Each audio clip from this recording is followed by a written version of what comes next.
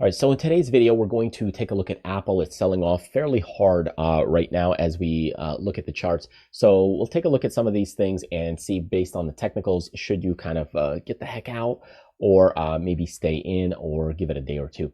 So as we look into this, really when you start looking at this bar is quite huge and astronomical, relatively speaking. You've got a down move of $7.26 or almost 3%. So it's taken off quite a few issues, and that means there's some huge selling pressure. So it's taken out about a week's, what do we got, about 8 days worth of gains. So taking it off pretty solid and serious. Now remember, we did climb up here recently fairly quickly. So we pulled back, broke below it, then came right back. So we filled the gap. So that's kind of interesting. Not quite 100% filled the gap, but close enough.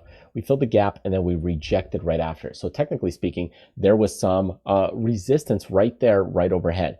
So now we've got this pullback that's happening, and you do have volume that's coming in right there. So, you know, there is this huge sell-off and pressure right now. What I would like to see is, coming into this level around 180, are we going to hold this support?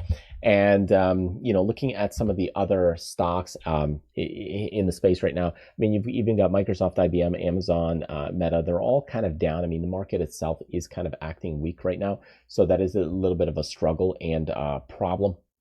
So I'll say be a little bit more careful in those cases, and that's something you want to pay close attention to. So for me, looking at the weekly area, when we start looking at it, you've got a couple support levels right now. You're coming right into these zones right now from the past in those highs. We tried to break above it, be right there, couldn't do it, broke below, and it's kind of retesting it. So what I think will be actually interesting is if we pull back and manage to hold this support. You know, this is what we've got, is we've got some of these support lines right here. In the past, they were resistance. We broke through, we came back to retest it. And in fact, this is a classical move where, you know, you break through, okay, a little bit slightly on volume, break through, come back to retest it, and see if you can bounce and hold. And that's the big question, is that if you can hold that level, that could actually be a golden opportunity in this company, because a lot of people miss this move, miss this one, or even just overall Apple, or you just not necessarily missed it. Maybe you're just getting into your 18, 19 years old and you're starting to invest some. So this could be a nice area where you could be getting into the stock or the position in around those zones. So right now, I don't think it's time to really bail. Unfortunately, there was some bearish bars of volume there coming in. You also filled the gap and now you're rejecting. But what I would watch is this space right around this level around 176, 178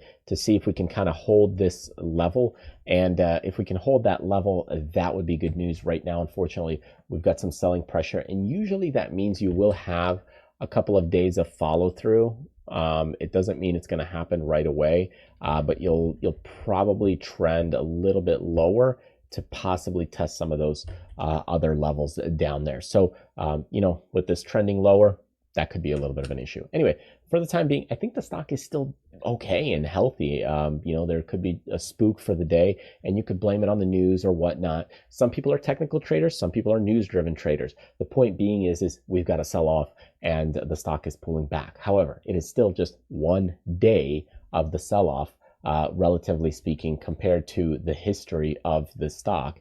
And when you look at it from a big picture standpoint, the stock is still moving quite well overall, trend-wise, and doing just fine. So yes, we do have today a pullback, but put it in context. If you're a short-term investor and or a short-term trader and you got it more at the top right here, yeah, this could be painful, and that's why you don't put a ton of money all in one spot at one day.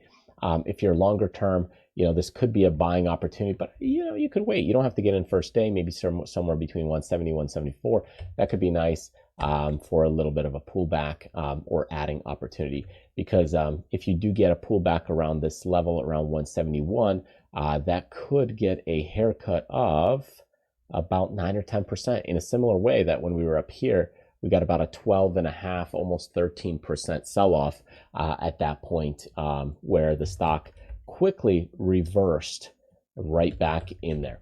So anyways, that's what I want to share with you. Hopefully you got a lot out of it. Feel free to learn more about options trading. You can go to our tradingwebinars.co. There's a lot of courses and freebie videos on trading options if you're brand new. And that's a nice way to play some of these stocks that are a little bit higher priced. So thanks for joining me. Truly appreciate it, and hope to see you in the next video. Take care.